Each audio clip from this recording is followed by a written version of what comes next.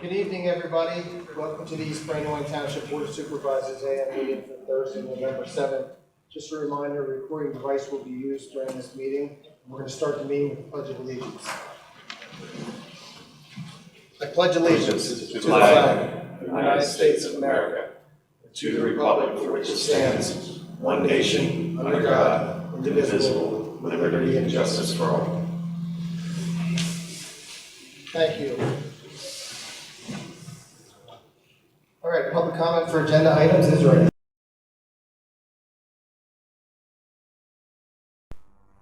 Move on to the swearing in of Officer Burrell.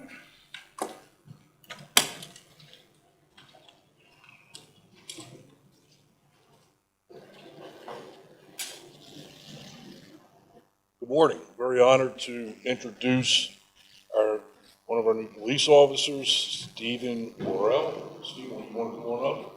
And he's going to be joined by his wife, Stephanie, and his son, Landon. Landon, right. Why don't you guys stand right here? My face there. Yeah. There's cameras up there. You're good.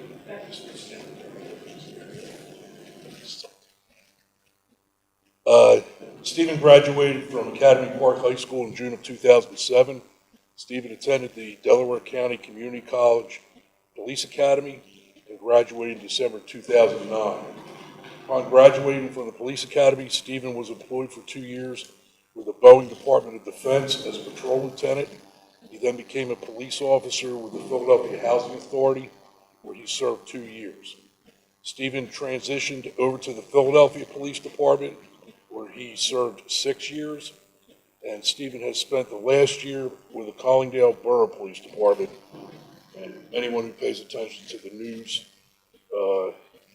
knows why he's not there, and he's with us today. I should also mention that Stephen's resume is filled with commendations from the Philadelphia Police Department, as well as numerous trainings and certifications in the areas of crisis intervention, tactical de-escalation, interview, and investigations. We're very happy to welcome Stephen and his wife Stephanie and his son to East Brandywine Township, and we wish him the best of luck in a good career. I'm now going to turn the ceremony over to Chairman Kyle Scribner, who is going to administer the oath of office. Please place your left hand on the Bible and your right hand up, please. I state your name, please. Do solemnly swear and affirm that I will support, obey, and defend the Constitution of the United States of America, the Constitution and the laws of the Commonwealth of Pennsylvania, the laws and the ordinances of the Township of East Brandywine, and the Law Enforcement Code of Ethics, and that I will faithfully discharge the duties of my office as a police officer with fidelity to the best of my ability. I will uphold, obey, and enforce the law without consideration to a person's race, color, sex, religious creed, and sexual orientation, age, national origin, ancestry, handicap, or disability. Please state I do if so. Yeah. Congratulations.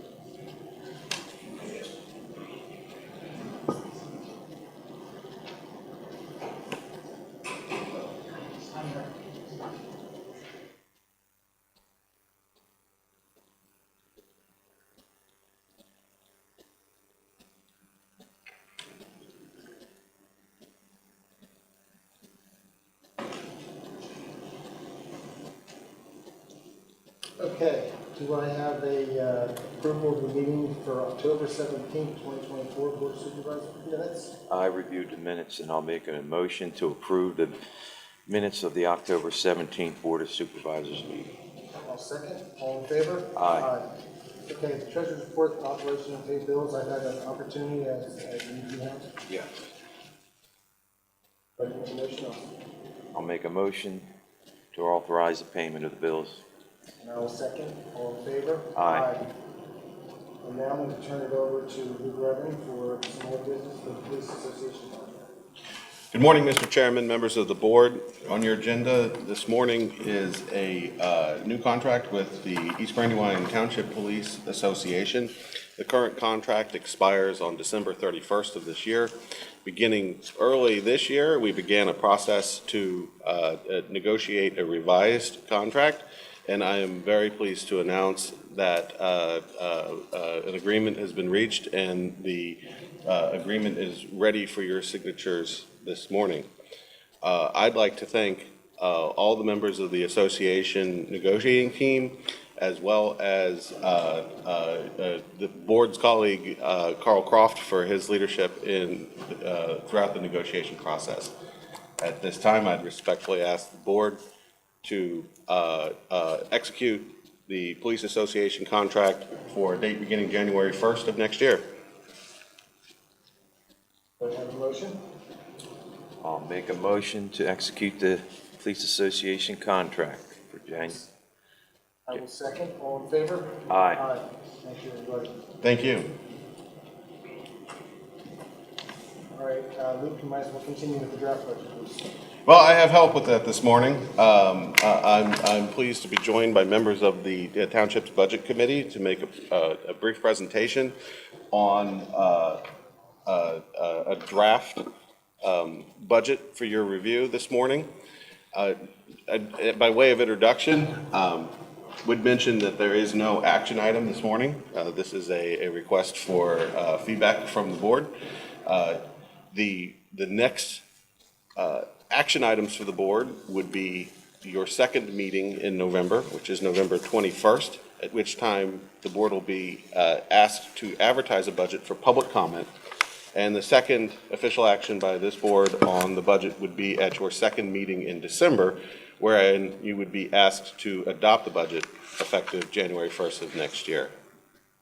And with that, Alan Yefko. Do you have the presentation? Yeah, please bear with me.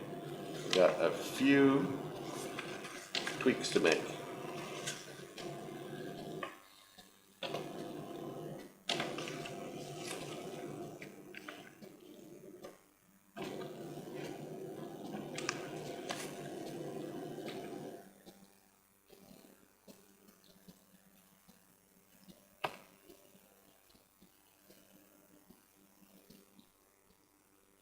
Morning, Mr. Chairman, members of the board.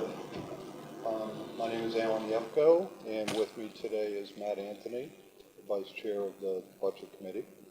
And we're pleased to give you a highlight presentation of the budget, the draft budget that you've already received for your review.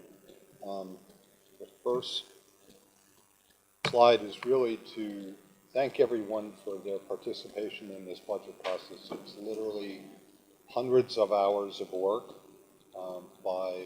mostly by the staff, Luke and Emily, and also Carl Croft on the Board of Supervisors, and also the department heads, including Matt Van Loo and the chief, and Luke from the perspective of the administration budget, and also other East Brandywine Township committee members who have been filling out standard templates and requests for information and coming to meetings, and also all of our third-party charitable organizations that have presented their requests as well. On the revenue side, the main highlights are that we're recommending no change to the real estate tax millage, and the revenue is projected to increase next year over this year's projection by about 1.8%. We're also pleased to recommend no change to the earned income tax rate. And again, looking at year over year, we're looking at about a 4.7% growth rate, and that would be made up of new residents coming into the township, plus those residents that are still working, getting raises and natural inflation. There's one item on here that I do want to note that's not on the slide is we're going to be dealing with, and I think Carl Croft has mentioned this before, due to looking at just the new housing development within the township and trying to estimate when real estate transfer tax revenue will be coming in. And it looks like we're going to have a downturn for 1 year. It's a temporary downturn over the past couple of years. You look at all the development in the township, but most of that is going to be coming due to be fully occupied in 2026 and beyond. So 2025, we're having to manage a little bit of a downturn in that number. For the refuge collection service fee, we are proposing an increase from $200 this year to $265 per year for next year. And that is strictly due to the new waste hauler contract that kicks in on January 1st. And also for the recycling collection service fee increase, we're recommending a fee increase from $100 to $125 per year, and again, due to the new waste hauler contract.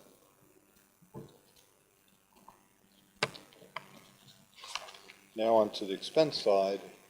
In the administration area, we are recommending to add a new position for a new assistant township manager position for about a mid-year hire.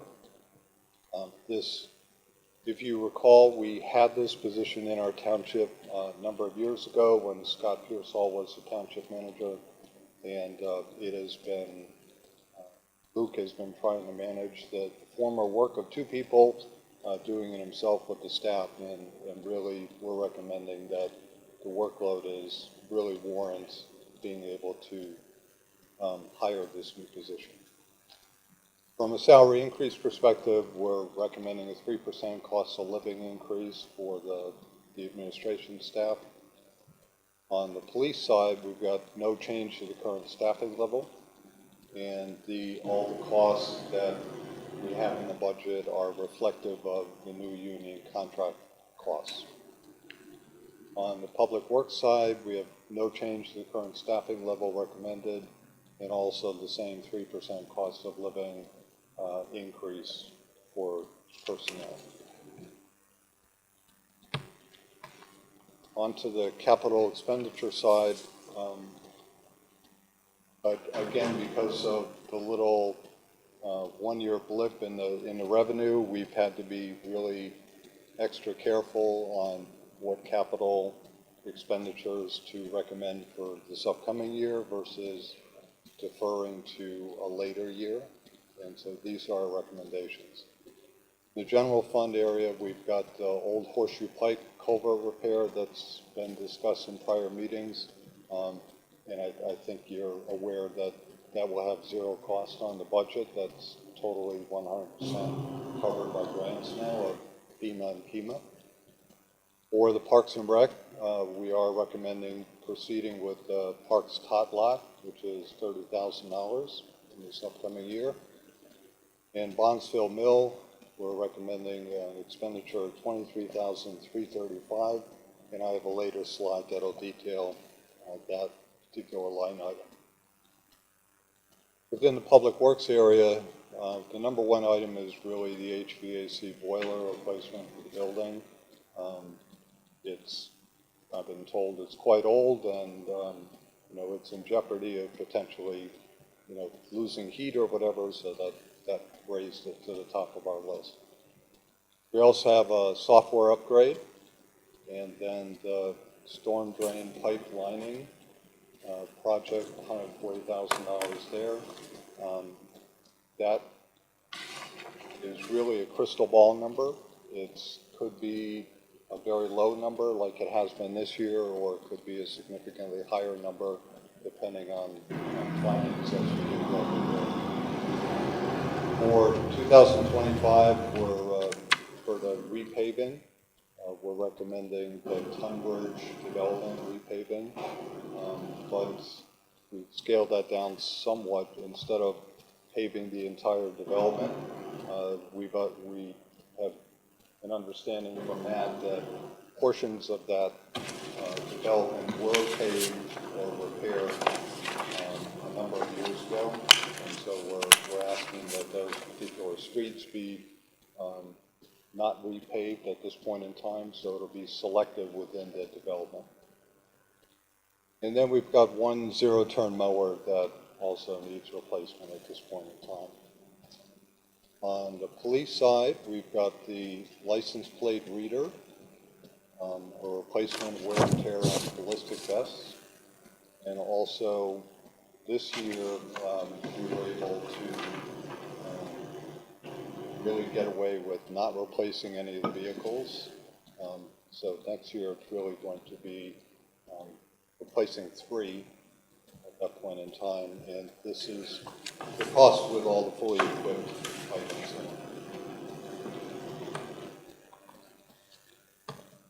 For Bondsville Mill, you've asked us to kind of sort through and provide some additional detailed guidance, and so the budget line item consists of these items. We've got maintenance and development, 18,000, parks, events, and marketing, 2,000, and then on the building rehabilitation side, the 23,335, and what that consists of from our recommendation is complete Building A interior work, complete Building C exterior work.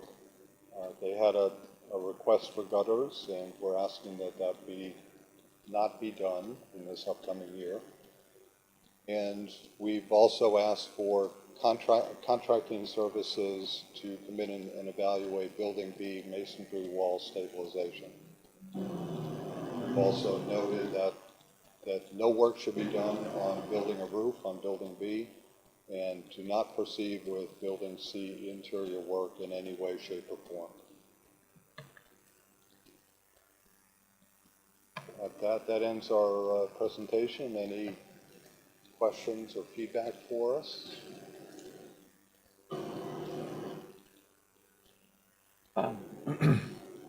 The 18,000 for maintenance and development at Bondsville Mill, what does that encompass? Yeah, that's mostly to cover their operating expenses, since that 18,000 is on the operating side. They do have some recurring expenses, the porta potty rentals and that sort of thing, which take a little bit off the top of that in order to continue operations. But most of that, from the request that we received, would cover what the garden team plans to do. They're looking for some leaf-based mulch and some weed killer products that they want to do in a fairly broad area in terms of establishing the gardens. Does any of this cover the heating oil for the 2 buildings? I don't remember all the items within their sort of normal operations, but there are utility expenses and some other expenses that are included in that. In that number? Yeah. So it's not coming out of another line item in the township? I don't recall the itemization of it. I'd have to go back and check. There was an itemization of the ongoing operating expenses. Yeah, I guess it all falls under utilities. Yeah, I mean, originally we received a fairly itemized request for ongoing operations at Bondsville Mill. We did not put in that precise number because there was a lot of detail and it was unclear on some of the garden items and what they were actually going to do in terms of how much they were going to order, et cetera. So we opted to put in a very round number, which we knew included all of their ongoing expenses, plus would help them achieve some of their other operation things that weren't capital. Sure. Thanks. And I didn't have any, go ahead. So I found the detailed request. I'm not seeing any line item that covers fuel? Yeah, so that, just getting to utilities, I can't imagine the electric bill being that much down there. So. And the electric's not on. So the only other thing is the heating bill, to keep, the heating systems from freezing through the winter. Obviously, we've got to keep oil in those tanks, and, oil's $4 or more a gallon in some instances. And I just was curious where that budget, where that falls in the budget for Bondsville Mill, and whether or not it's something that's coming from the township side. Has it been kind of identified? We can take that as a follow-up item, but if I had to make a guess, I would say it's coming on the township admin side. Yeah, and maybe look at, moving that number over to Bondsville Mill as an expense for, operations. Yeah, I didn't have, anybody else have any questions? Matt and Alan, I didn't have any questions, but I did have some praise. You guys did a fantastic job, as did the committee, and East Brandywine has no idea how lucky we are to have people with such caliber of skill in this wheelhouse to get this accomplished. I remember a couple of years ago, the board ended or tried to end this program, and I think it's a phenomenal program where residents get to be involved with the process of our money, and that's very important. And thank you guys both for the service, and please pass it on to the committee members. And I agree 100% with what Kyle was saying. You guys do a great job, and thank you. Thanks. Thank you very much. Okay. I don't think we have anything else other than, do we look other than public comment? I would add just one under the notices there. Immediately following this morning's meeting will be a pension committee presentation. Other than that, no further. Is there any public comment on non-agenda items? Seeing none, notices there were no executive sessions held prior to this meeting. Do I have a motion to adjourn? I'll make a motion to adjourn. Second, all in favor? Aye. Aye. Thank you, everybody.